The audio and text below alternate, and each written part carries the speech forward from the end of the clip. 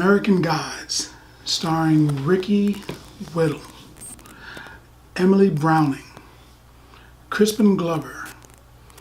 I like Crispin Glover. He's good. He's always a creepy thin guy, always. Pablo Schneider, who is popping up in a lot of stuff. He looks different in a few different things, so I didn't recognize him from another series that I watched. Ian McShane and Orlando by God Jones. They make a good motley crew, and this is one of my favorite series, American Gods, and this is season 2, episode 1. It's the further adventures of Shadow Moon. It's directly after the events of season 1, episode 8, the finale. The war god Odin strikes down everybody basically that's there. Apparently he killed or blew up media. He gave Mr. World a pretty good jolt, because in this episode he's out of sorts, and I get the feeling that Odin wasn't really trying that hard. So I'm thinking, okay, well, he could probably kill Mr. World then. Or maybe Mr. World wasn't ready. I don't know. But I got that impression. They're trying to gather their forces so that they can fight the new gods. And unfortunately for for Odin, not everybody shows up. Everybody's not too terribly interested in his war. Something that I did find interesting was an elderly woman that was there that became what was apparently a Hindu god. And at first I was like, it's Shiva. And it wasn't. He said it was Kali. And that's worse, because Kali will kill you, God or not, demon or other. So I'm like, okay, well, now they got some real power on their team. Someone that did show up was Bilquis. Bilquis shows up, and she's also known as Shiva, if you know Shiva, with King Solomon.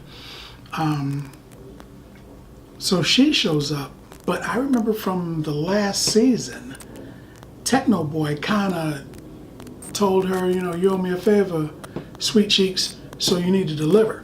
So I'm thinking she's going to deliver. She's going to be on his side, the bad guy side.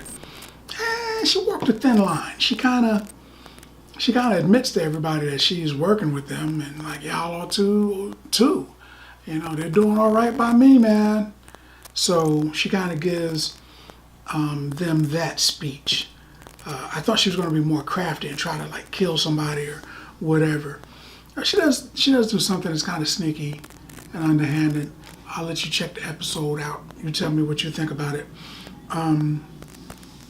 They meet at the house on the hill, I believe it's called.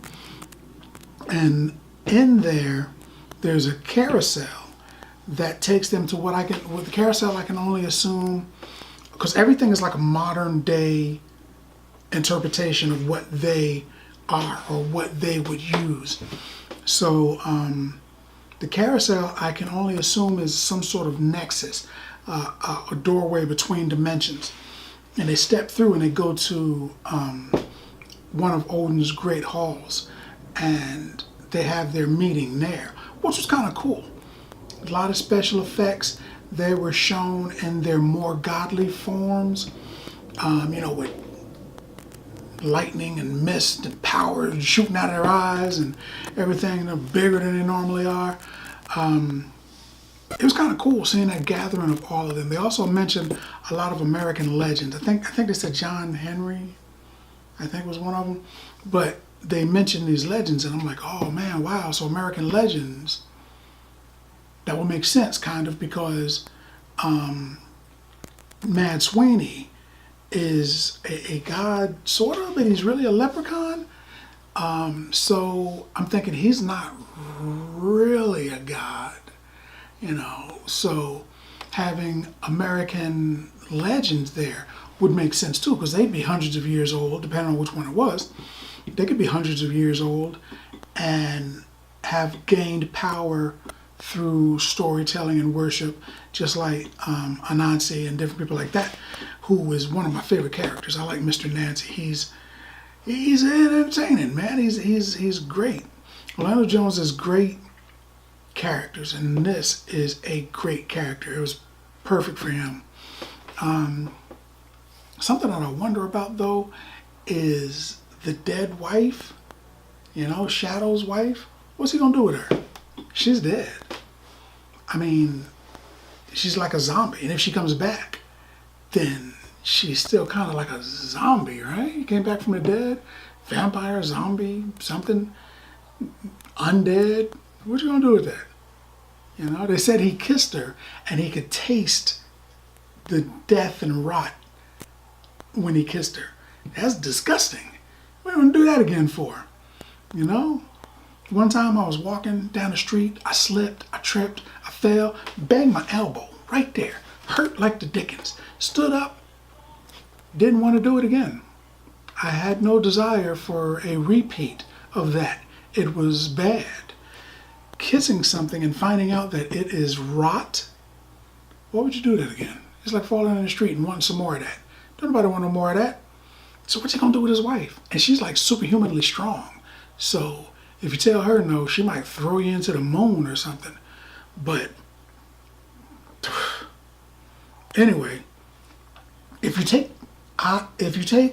American Gods and you break it down as they do when the show comes on and the words are flickering, it makes am I a god?